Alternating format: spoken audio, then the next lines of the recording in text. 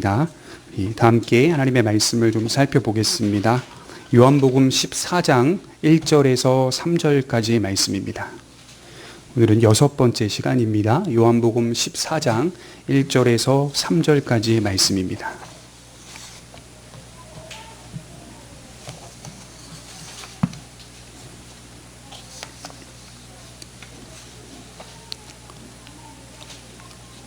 교독하시고 마지막 절은 합독하도록 하겠습니다. 1절입니다. 너희는 마음에 근심하지 말라. 하나님을 믿으니 또 나를 믿으라.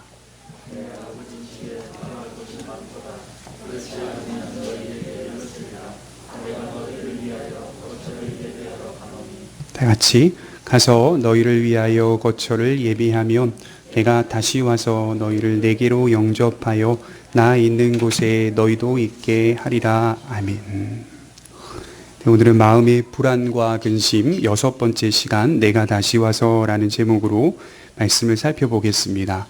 제가 며칠 전에 식당에서 밥을 먹는데 한 노신사분께서 제게 찾아와 묻는 겁니다. 혹시 젊은이 기독교인인가? 라고 묻는 것입니다. 식사 전에 기도하는 모습이 참 보기 좋았다, 이렇게 말씀을 하는 것입니다. 어떤 사람이 기독교인인지 아닌지를 구분할 수 있는 여러 모습들이 있죠. 방금 전에 말씀드린 것처럼 식사 전에 기도하는 모습이 그 사람이 그리스도인이라는 사실을 나타내주는 모습일 수도 있습니다. 성경책을 들고 다닌다거나 주일에 교회를 간다거나 우리는 표면적으로 이런 모습들을 통하여 그가 그리스도인인지 아닌지를 확인하게 됩니다.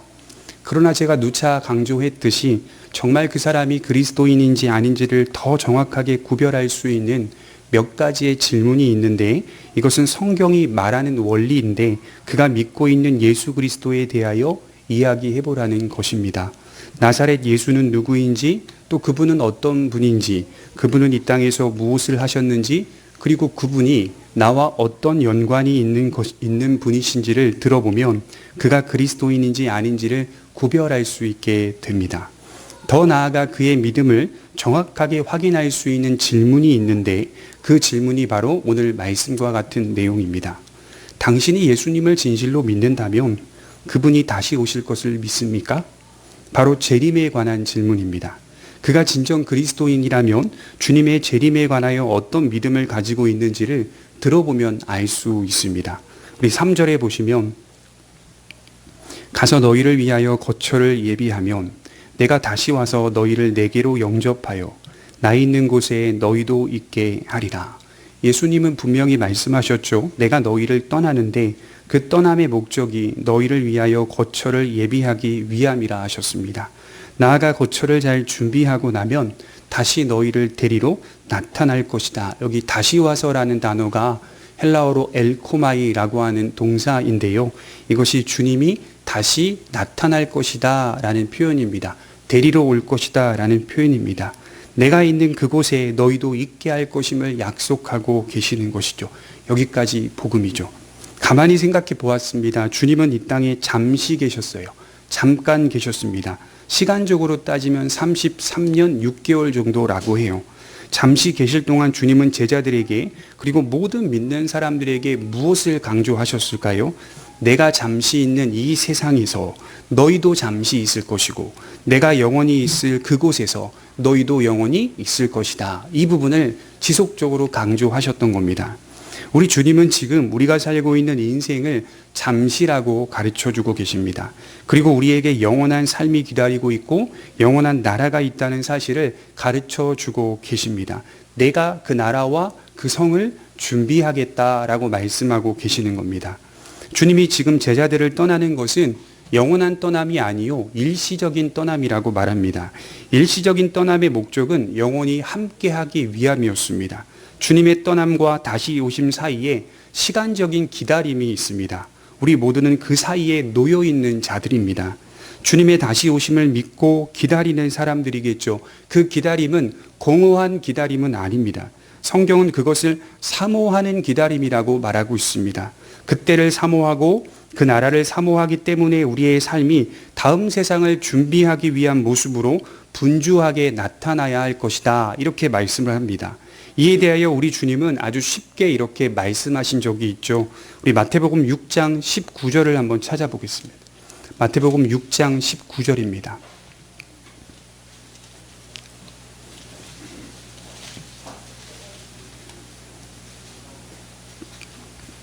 재림을 바라보는 성도의 삶이 어떤지 예수님은 아주 쉽게 이렇게 표현하시기도 하였습니다.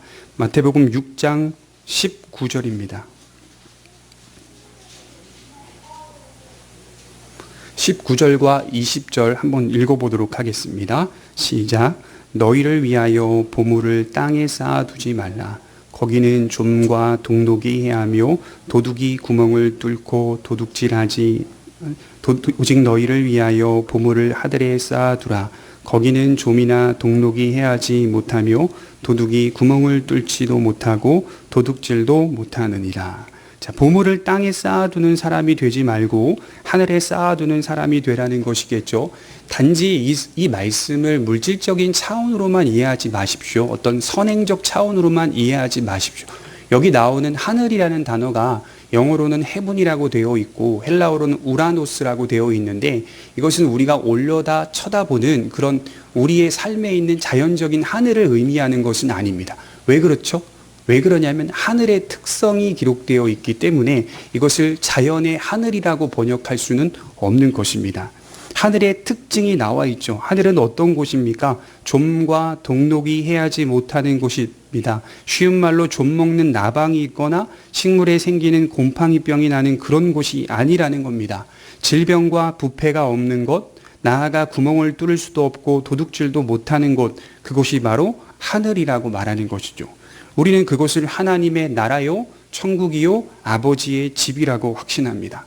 결국 땅의 보물을 위하여 살아가는 자는 거듭나지 못한 자라는 뜻일 것입니다. 오직 그것만을 향하여 달려가는 쫓아가는 자는 예수님의 재림과 무관한 사람이라는 뜻입니다. 그러나 주님의 다시 오심을 믿는 자라면 그는 가만히 공허하게 기다리지 않을 것입니다.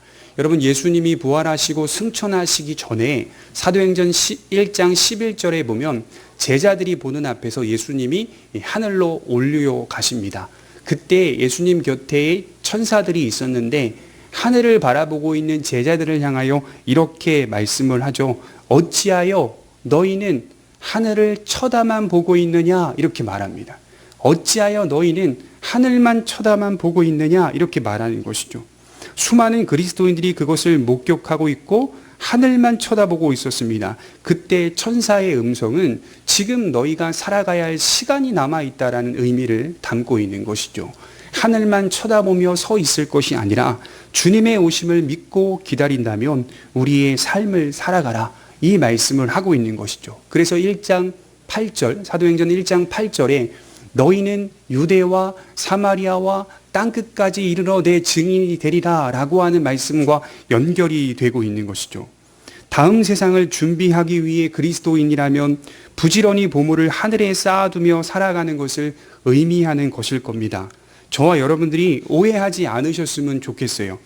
우리의 착한 행실이, 우리의 선한 행실이, 우리의 복음적인 삶이 다른 이들을 주께로 인도하기 위한 목적이 아닙니다. 다른 사람 전도하기 위해 예수님 믿는 겁니까? 아니잖아요. 생각해 보세요. 다른 사람 전도하기 위해 그 목적으로 교회 다니는 거 아닙니다. 우리의 복음적인 삶이 우리가 예수님의 재림을 사모하기 때문에 있는 겁니다. 그 삶이 그럴 수밖에 없는 겁니다. 죄인 하나가 주님께로 돌아오는 것이 정말 귀한 일이지만 또 그 일을 위해 복음을 전해야 하지만 우리는 먼저 우리의 영혼이 주님의 다시 오심을 진심으로 사모하고 있어야 한다는 것이죠. 오늘 예수님께서 다시 오시겠다는 약속의 말씀을 누구에게 전하고 계십니까? 이 세상에서 계속 살아가야 할 믿는 자들에게 말씀하고 계십니다. 우리에게는 이 약속을 붙잡고 계속 살아가야 할 시간이 남아 있습니다. 주님이 다시 오신다는 사실을 믿고 의지하며 살아가야 할 시간이 남아 있습니다. 우리의 삶은 그것을 붙잡고 살아가는 겁니다. 그것이 우리에게 가장 큰 위로가 되는 겁니다. 정말 복음을 붙잡는 사람이라면 예수님의 재림까지 묵상할 수 있어야 돼요. 그렇죠? 예수님의 재림까지 묵상하고 마지막 때에 주님을 맞이하며 주님의 나라에 입성하는 것까지 묵상할 수 있어야 돼요. 그것이 위로가 돼야 합니다. 어쩌면 이것이 가장 큰 위로라고 저는 생각해요. 복음의 위대함을 생각해 봅시다. 예수님의 성육신, 그리스도의 탄생이 있죠. 그리스도의 죽음이 있죠. 그리스도의 부활이 있죠. 그리스도의 승천이 있죠. 또 뭐가 있죠? 그리스도의 재림이 있습니다. 파루시아, 예수님의 강림이 있습니다. 세상 사람들이 기독교의 복음에 대해서 이렇게 이야기하는 것을 책으로 봤어요. 너희는 예수로부터 2000년 동안의 변함없는 진리를 말해왔지만, 교회는 예수의 가르침을 2000년 동안 변함없이 말해왔지만 정작 세상을 바로잡지 못하지 않았느냐? 너희로 하여금 세상이 조금 나아졌느냐? 그렇지 않기 때문에 너희의 복음은 거짓말 같구나. 이렇게 말하는 세상 사람을 보았습니다. 그들은 그렇게 예수님을 조롱하고 우리들을 조롱합니다. 사실 역사 속에서 주님을 만난 사람들의 삶을 진심으로 살펴보면 변화가 있었고 아름다운 삶의 과정이 있었습니다. 그 사람들 주변에 선한 영향이 있었습니다. 정말 그렇게 변화되는 모습들이 있었어요. 증거가 있었습니다. 분명히 놀랍도록 큰 변화가 있었습니다. 그러나 지금 조롱하는 세상 사람들이 말하는 의미는 근본적으로 세상이 나아졌는가를 묻는 겁니다. 그런 변화가 있는 건 어느 정도 인정을 해줘요. 그런데 큰 범위로 봤을 때 세상이 좀 근본적으로 좀 개선되거나 나아졌는가라고 물어보는 겁니다. 여러분, 이 질문에 대해 우리가 뭐라고 대답할 거예요? 똑같습니다. 전혀 나아지지 않았다는 거예요. 그렇게 말해야 돼요. 세상은 전혀 나아지지 않았어요.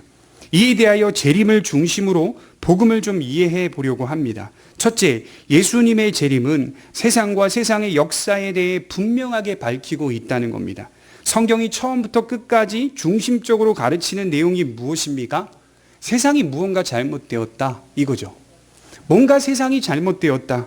그저 우리 삶에 표면적인 문제가 있는 게 아닙니다. 근본적으로 무언가 잘못되었다는 겁니다. 이 근본은 근원의 문제라고 생각합니다. 근원의 문제예요. 이 세상은 근원적으로 잘못되었고 고치지 못하는 아주 치명적인 오류가 있습니다. 그 결과 세상은 죄의 지배를 받게 되고 죄의 영향을 받게 되었습니다.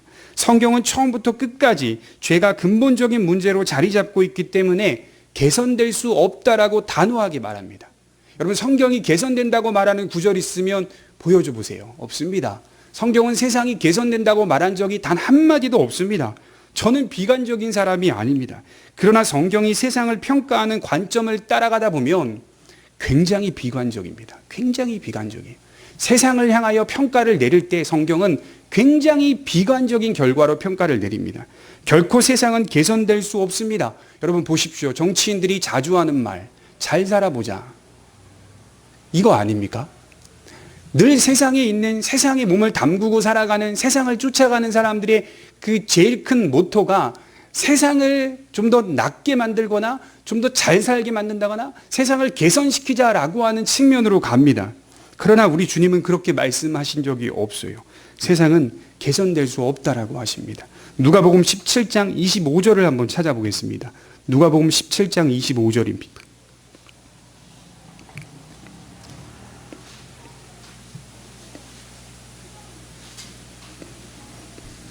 누가복음 17장 25절입니다.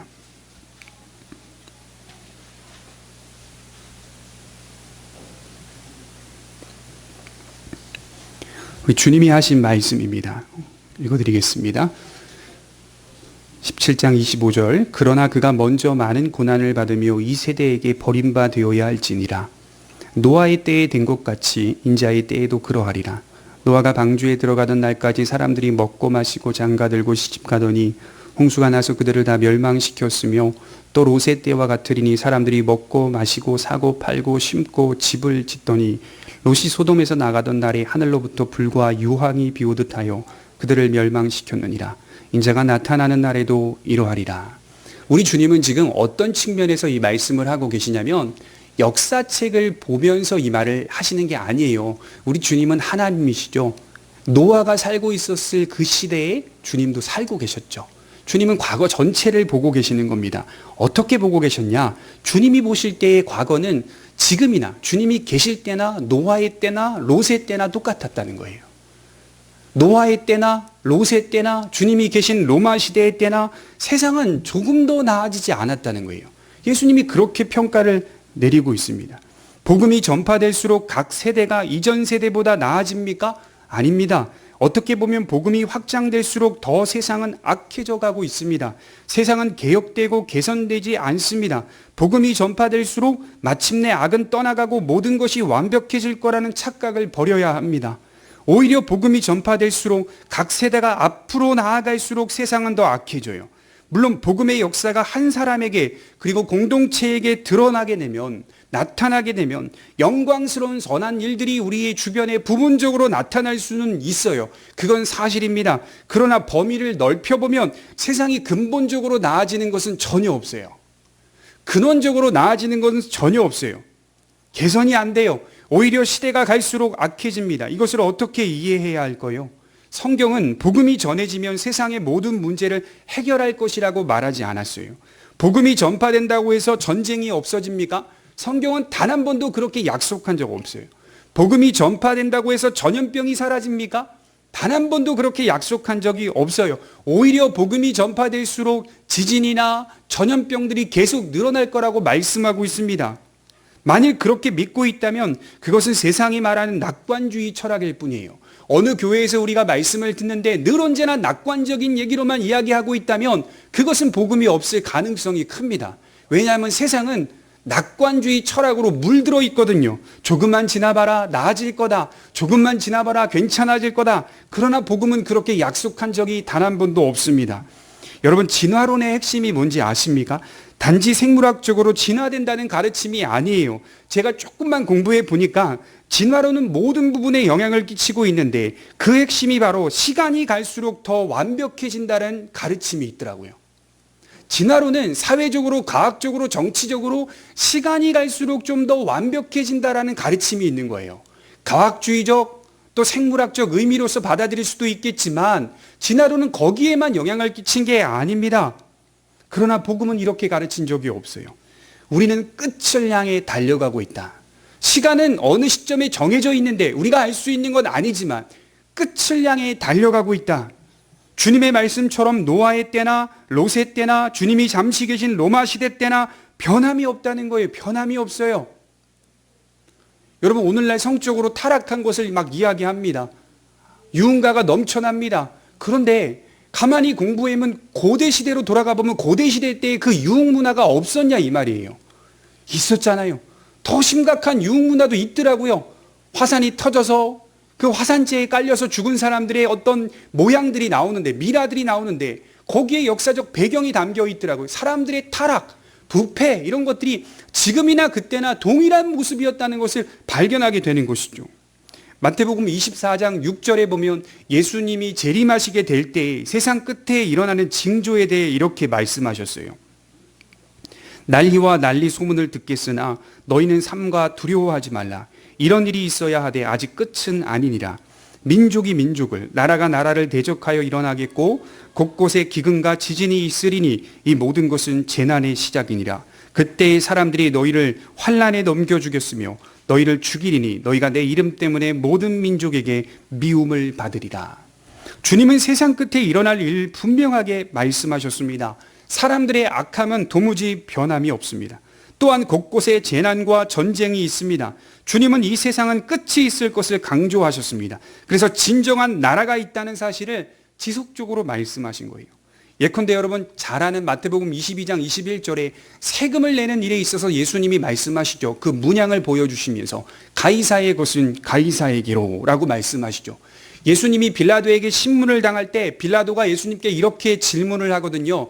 너의 나라 사람들이 너를 넘겼다. 유대인이나 수많은 제사장들, 너의 나라 사람들이 너를 넘겼다라고 하자 예수님 뭐라고 말씀하시냐면 내 나라는 이 세상에 속한 것이 아니다 이렇게 말씀하세요. 내 나라는 여기 아니다 이렇게 말씀하시는 거예요. 물론 주님의 통치가 있는 세상도 주님의 나라이기는 하지만 주님이 마땅히 이루실 그 나라는 여기에 속한 나라는 아니다라고 하는 것을 분명하게 구별짓고 있습니다. 만일 이 세상이 주님의 나라였다면 로마나 빌라도 그 위치에 있지 못했을 것이다 이렇게 말씀하세요. 이 세상은 잠시 지나가는 세상일 뿐이라는 말입니다. 여러분, 세상은 전혀 달라질 기미가 안 보입니다. 나아질 기미가 없습니다. 이 역사는 계속됩니다. 왜 그렇습니까? 왜 그럼 세상이 나아지지 않습니까? 라고 묻는다면 인간의 마음의 욕심과 탐욕과 정욕과 질투가 있기 때문입니다. 사람의 마음속에 있는 것은 결국에는 다 드러나게 돼 있어요.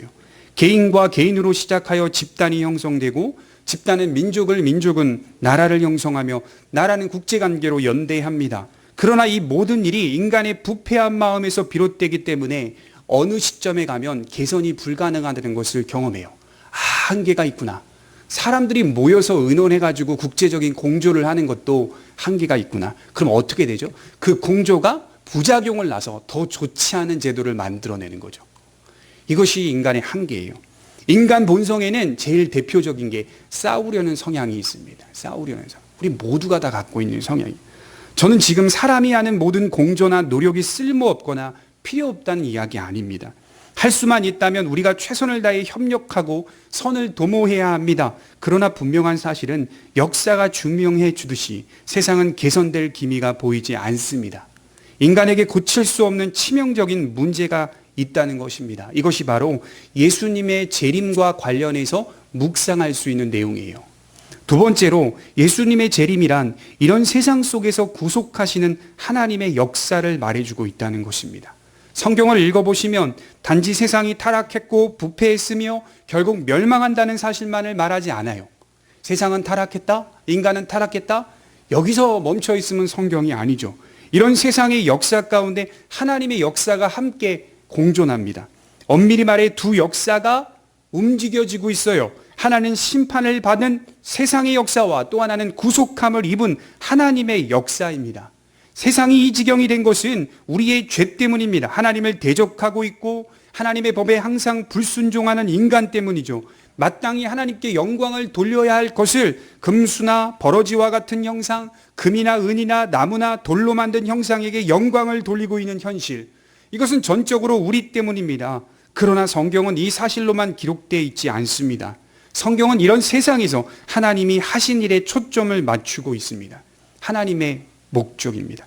각 사람을 붙잡아서 이 세상 나라가 아닌 하나님의 나라로 옮기시는 것이죠. 하나님의 나라로. 골로새서 1장 13절을 한번 찾아보겠습니다. 골로새서 1장 13절입니다.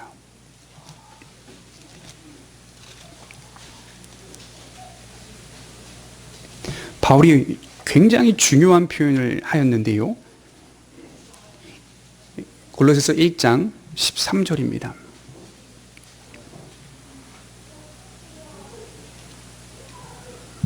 같이 한번 읽어보겠습니다. 시작. 그가 우리를 흑암의 권세에서 건져내사 그의 사랑의 아들의 나라로 옮기셨으니, 두 단어가 눈에 띄죠. 건져내었다, 또 옮기셨다. 이게 굉장히 중요한 핵심 말씀입니다. 그의 사랑의 아들의 나라로 옮기셨다.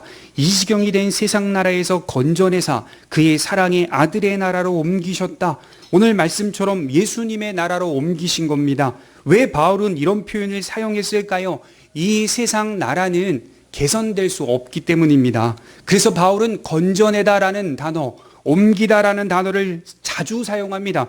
우리가 이 말 그 나라는 이 세상 나라와 전혀 다른 성격의 나라이며 그 나라는 완전한 나라입니다.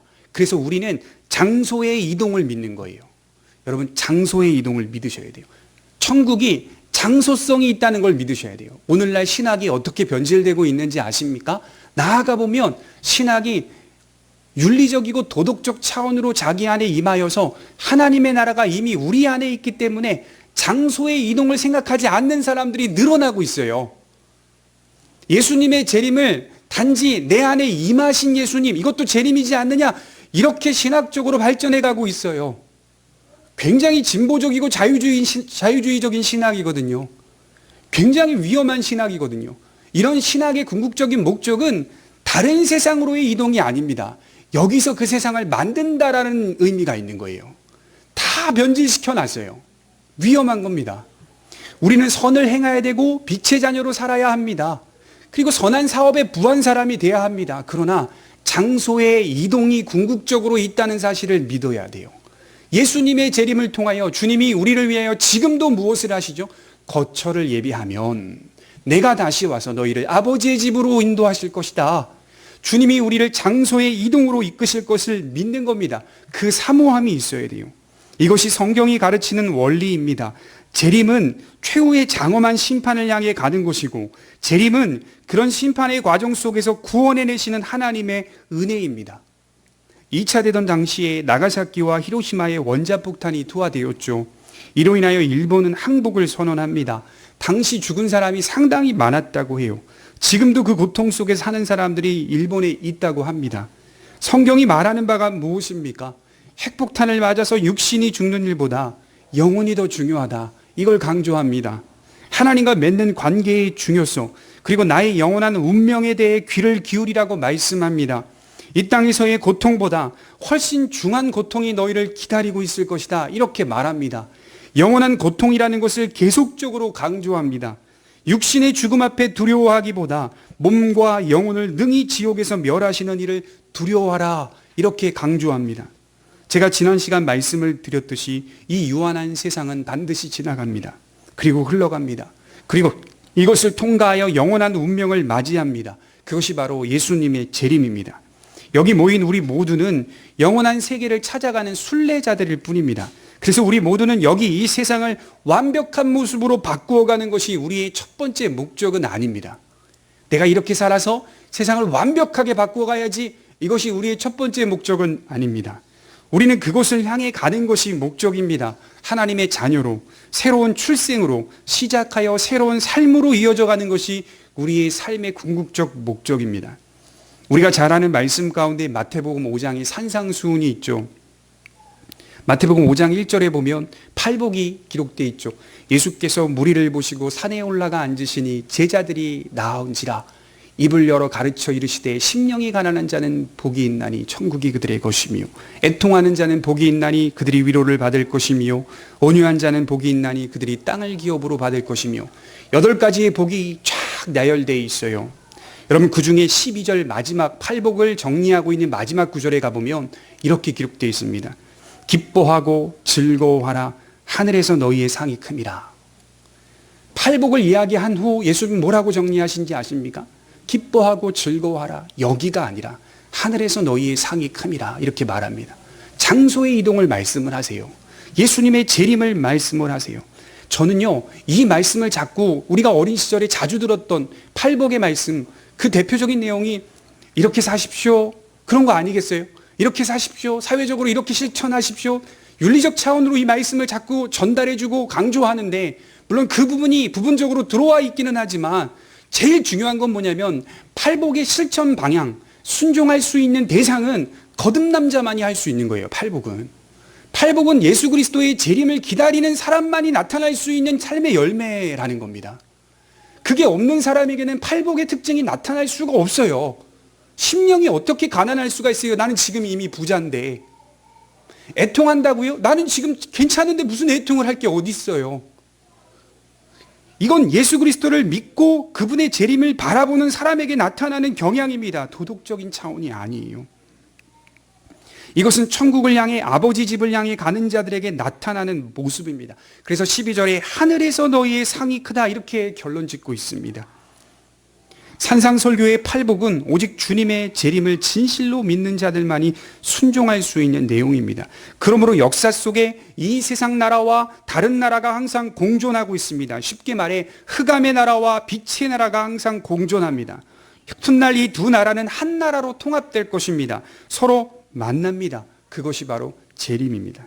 그때 비로소 종말이 찾아오고 이 모든 역사의 주관자가 바로 하나님이시요 예수님이심을 깨닫게 하는 겁니다. 그래서 14장 1절에 너희는 마음에 근심하지 말라 하나님을 믿으니 또 나를 믿으라 이렇게 말씀하는 거예요. 다 포함되어 있는 복음의 내용입니다. 누군가 말하죠. 너무 동떨어진 소리 좀 하지 말라. 세상이 어떤 세상인데 재림이라는 것을 가르치냐? 누군가 저에게 이렇게 반박할 수 있어요. 그저 나는 여기 이 세상에서 살기도 바쁘고 팍팍하니 어떻게 하면 이 세상 삶을 풍요롭게 살 수 있는지 교회에서 좀 가르쳐줘라. 요즘 교회 강단의 가르침이 다 이걸로 변질되고 있어요. 세상에서 좀 어떻게 잘 살 수 있는지를 가르치고 있어요. 세상에서 잘 살 수 있는 방법을 가르치려면 신자의 삶이 주님의 다시 오심을 믿는 믿음에서부터 출발해야 합니다. 그걸 잘 가르쳐줘야 돼요. 그러면 저와 여러분들은 자연스럽게 어떻게 살지를 알아요. 그걸 믿으면 누가 가르쳐 주지도 않아도 재림을 향하여 한 발 한 발 딛고 있는 우리의 삶이 어떤 삶이 되어야 할지를 잘 알아요. 제가 결혼을 앞두고 먼저 살 집으로 들어가게 되었습니다. 하나님의 은혜로 시기가 잘 맞아서 한 달 전쯤에 빈집에 들어갔어요. 이제 한 달 후면 제가 결혼을 합니다.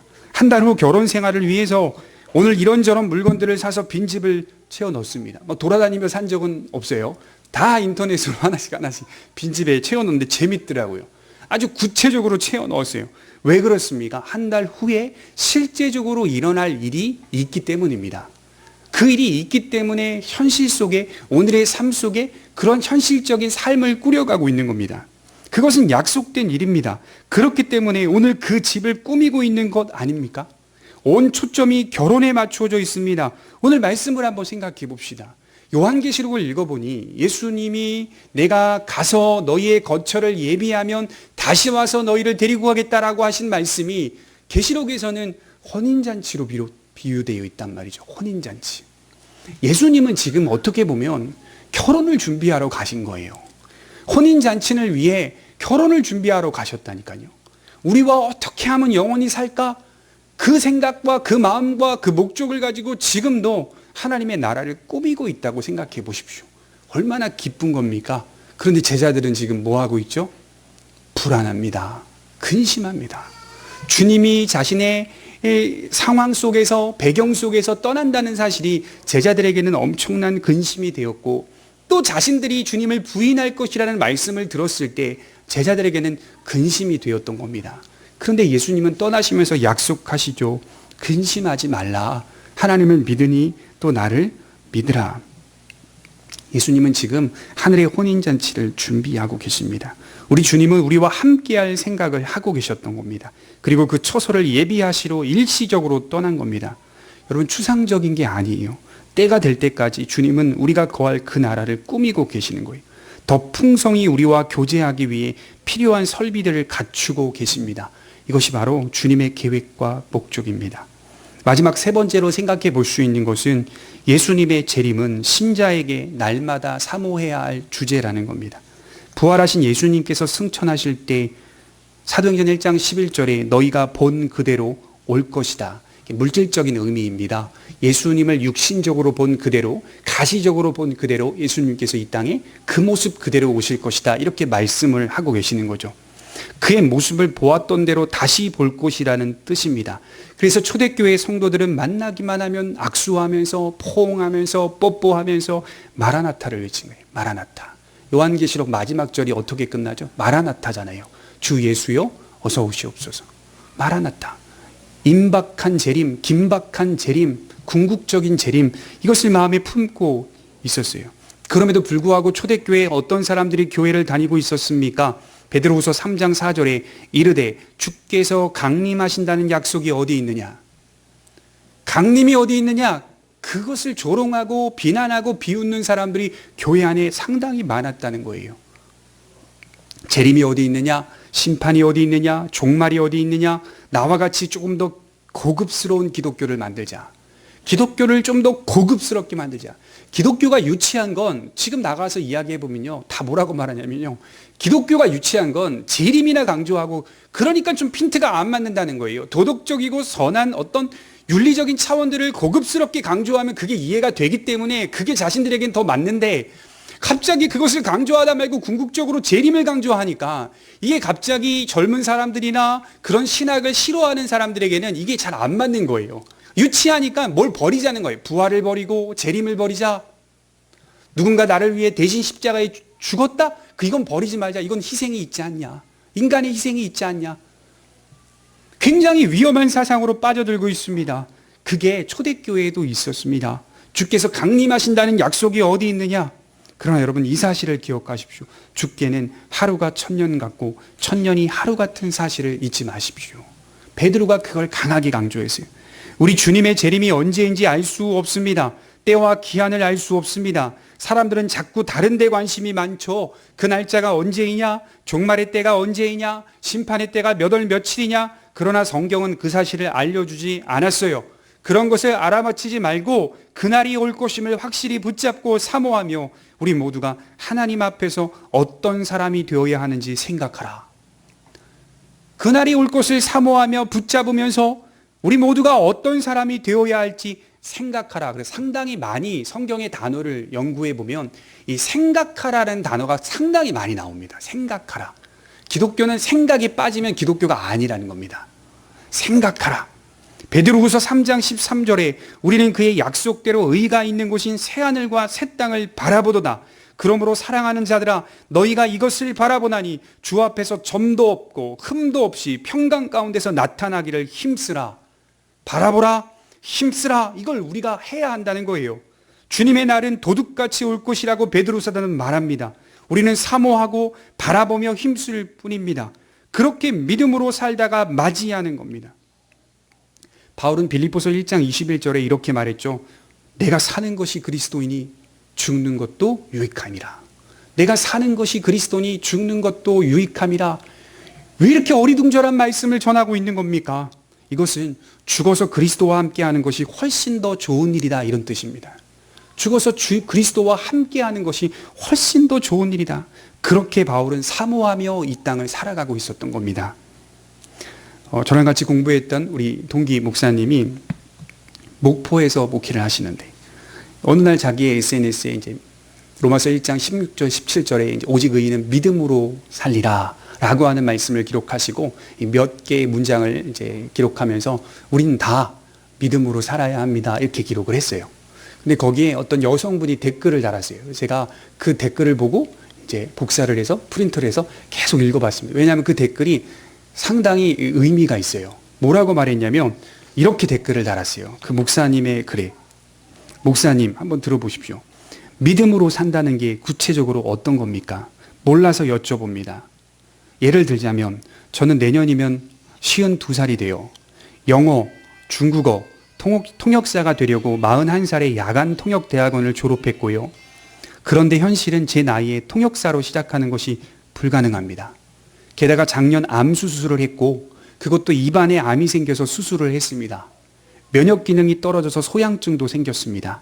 절벽 끝에 서 있는 상황입니다. 이 상황에서 제가 믿을 건 죽으면 천국 간다. 그 외에 뭘 믿고 의지해야 할지 모르겠습니다. 이렇게 댓글을 썼어요. 여러분 참 암담한 상황일 겁니다. 이 여성은 이미 여러 학위가 있더라고요. 보니까 열심히 공부하여 통역사가 되려고 했습니다. 그러나 공부를 하다 보니 세월이 한참 흘렀습니다. 그리고 나이가 많아졌어요. 52살. 누가 통역사로 써줄 나이입니까? 힘들어요. 거기다가 통역사로 써주면 감사한데 또 통역을 하려면 제일 중요한 기능이 입입니다. 근데 입안에 암이 생겼어요. 그런 그분이 지금 무엇을 의지하며 삽니까? 글 그대로 보자면 예수님의 다시 오심입니다. 주님의 재림, 주님의 나라를 의지하며 오늘도 힘겹게 살고 있는 겁니다. 그래서 제가 반성했어요. 야, 우리가 죽으면 천국 간다 라고 말하는 것을 너무 쉽게 비판했던 적이 있지 않는가? 그렇지 않아요? 죽으면 천국 간다라고 하는 것을 너무 쉽게 판단하고 너무 기독교 신앙이 유치해라고 말했던 적이 있지 않는가? 근데 어떤 사람에게는 이제 죽으면 하나님의 나라에 들어가 고통도 눈물도 슬픔도 없는 그 나라에서 하나님과 영원히 함께할 것을 기다리며 사는 사람들이 있다는 거예요. 예수 그리스도의 재림을 사모하며 사는 사람들이 있다는 거예요. 그래서 우리는 너무 낮게 평가해서는 안 됩니다. 그 믿음으로 살아가는 사람들을 너무 쉽게 비판해서도 안 됩니다. 그것이 그에게는 얼마나 큰 신앙인지를 우리가 스스로를 좀 돌아봐야 합니다. 언제나 우리는 이것이 가장 큰 위로가 되는 거죠. 이 여성은 그 주제가 자기의 삶의 오늘을 살아가게 만드는 가장 큰 위로라고 하더라고요. 정말 큰 위로가 된다고 해요. 천국이, 주님의 재림이. 이것이 우리의 삶에도 위로가 되는지를 돌아볼 필요가 있습니다. 속지 마시기 바랍니다. 이 세상을 복음으로 개혁한다는 것이 성경의 가르침이 아닙니다. 그것은 인간이 만들어내는 사상을 말하는 겁니다. 좀 더 나은 세상을 만들어가자는 것이 성경의 가르침이 아니라 이 세상은 지나간다는 사실을 말합니다. 우리는 이 세상에서 평안을 발견할 수 없습니다. 사람들이 만들어내는 여러 철학 사상들로 평안을 만들어낼 수 없습니다. 평안은 오직 그리스도 예수 안에 있는 하나님의 사랑에서 끊을 수 없다는 그 사실에서 비롯되는 것입니다. 그 확신이 있는 자만이 오늘 평안을 누리며 살아갈 수 있는 것입니다. 기도하겠습니다.